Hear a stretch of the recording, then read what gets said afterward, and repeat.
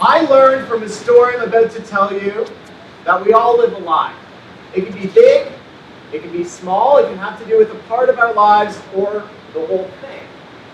But every single person I've met in my travels, professionally, as a speaker, as a guy going out and seeing the world, have led me to believe this. And it's like, well, why? And so what? Because in the age, not just of social media, but in how we live today, how we interact. When you run into a friend on the street and they say, hey, how you doing? And you say, no, I'm okay, things are good, things are busy, whatever. And you just go on with your way. There's this constant tension between who we are and what we share, or what we project, or what we tell other people we are. We say we're fine, we say we're good, but we don't often let many people in aside from that. I learned that as a kid. This is me in grade 4. I was terrible at soccer. Awful at every team sport. I got bullied like crazy from the time I was in grade 3 till when I left high school. Every day. Pushed around, beat up, telling me I wasn't worth anything, telling me I would never amount to anything, telling me I was an embarrassment to my family, to my friends, to my community, telling me that I didn't belong. Every single day. And over time, what I began to realize is that I had to make up for it, right? You have to always go and do bigger and better things. So I got really involved in Students' Council. I started to take up some other sports, aside from soccer. Whatever I could do, I was trying to feel more, because I was lost and I felt miserable. I hated myself. Then this funny thing happened. About 2 years ago, just a little less than 2 years, I got dumped. And in that separation, there was a certain round-the-world trip that I had booked for me and my partner. She wasn't going to go, and we talked about what would happen with the extra ticket. And I thought it was just going to go to waste, and I was going to go on this trip alone and try to sort of get my life back together. Lo and behold, then a night, a couple months before the trip was to start, a friend of mine said, hey, why don't you try to give away the ticket? Her name's pretty normal anyway. You can probably find someone and just give it to them and pay it forward. And we laughed. We thought it was a ridiculous idea. But the next day I was at my office and I thought, you know what? What the hell do I have to lose? She's gone. Seriously, what do I have to lose? I was miserable. I was a workaholic. And I was running from everything in my childhood. Posted this thing on Reddit. Within 6 months, it had 5.3 billion impressions. That means every time it appears on social media or in a newspaper. It was on the front page of the largest paper in India. It was the top story on BuzzFeed for like a week. It was everywhere. It was crazy. And it was embarrassing because it was this offer and then, of course, the trip of me going on this journey with someone else. During all of this, the truth was that it was a lie. I gave away the ticket. I ended up taking the trip. The world fell in love with this story, and I was playing the part. Because for the first time in my life, I felt a sense of worth. I didn't understand it then. I just knew that I felt good. Like I felt wanted. Like I felt dignified. And then, lo and behold, as the trip ended, we came back, and all of a sudden there was this international media frenzy because we didn't fall in love. It was never a romantic thing at all. That's just how it was portrayed in the media. The Guardian, People magazine, New York Times, everyone came back and said, well, it kind of sucks that they didn't fall in love. What's next? Move on. And in that, everything started to fall apart, and I started to fall apart. It wasn't long until I realized that it wasn't about the story at all. It had nothing to do with the story, but it was the fact that for the first time in my life, I felt something.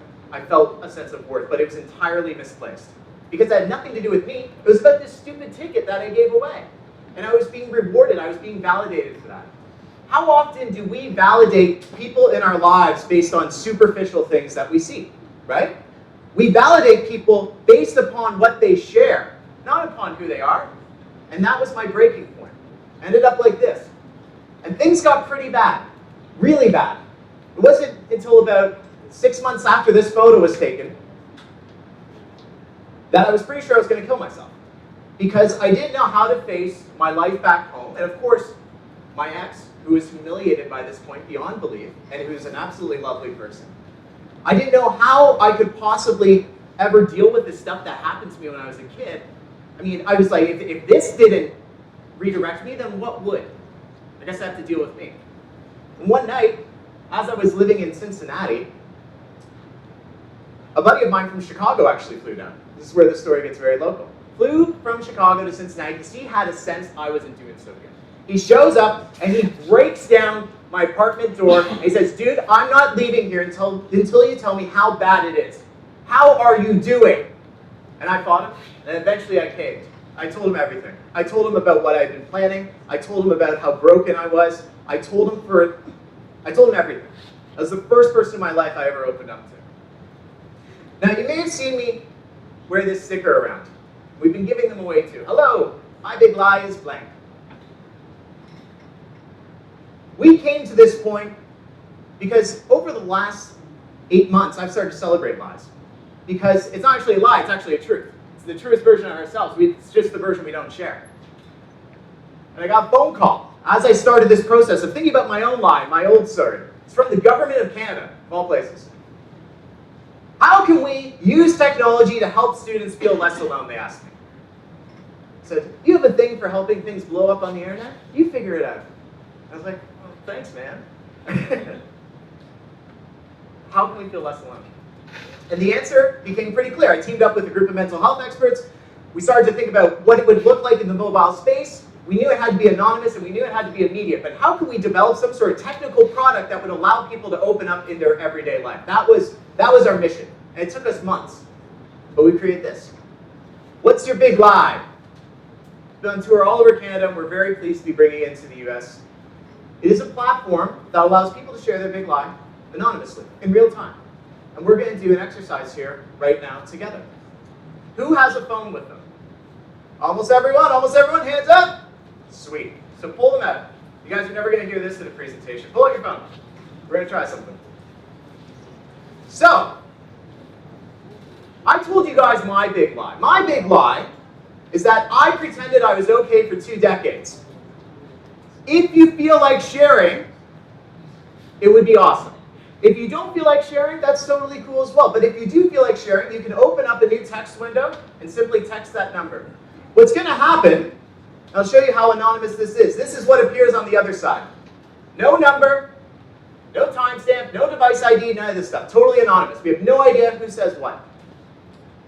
And because it's a compressed time, I'm going to read a couple aloud, and then the rest of them will have rotating at our booth, number 13 and 17.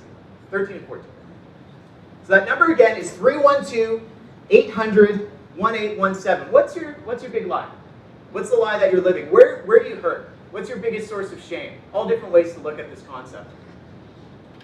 You got it's about the length of a tweet or so too. Let's see. So I'm going to look at my phone here. We're going to read a couple. Okay, let's do 10 more seconds for those who haven't submitted, and then we'll get into it. There we go. Okay, 10, 9, 8, 7, 6, 5, 4, 3, 2, 1. All right, phones down. Okay, here we go, guys. These are coming in real time. You can see them probably moving down on the screen of my phone. And again, we will have all of these projecting at our booth. Thank you to everyone who shared something and is so brave. Let's see. My big lie is I pretend to be happy, but I feel lost most of the time. Whenever I talk about my anxiety, people think I'm kidding or overreacting. My big lie is that I cheated on my boyfriend and he doesn't know. My big lie is that my dad has forever emotionally abused me and I believe every word. My big lie is that I cut myself every night. My big lie is that I'm half happy. My big lie is that I have no self-worth. I may seem confident, but it's all a lie. My big lie is that I suffer from the abandonment of my father. And they go from there. Guys, look around.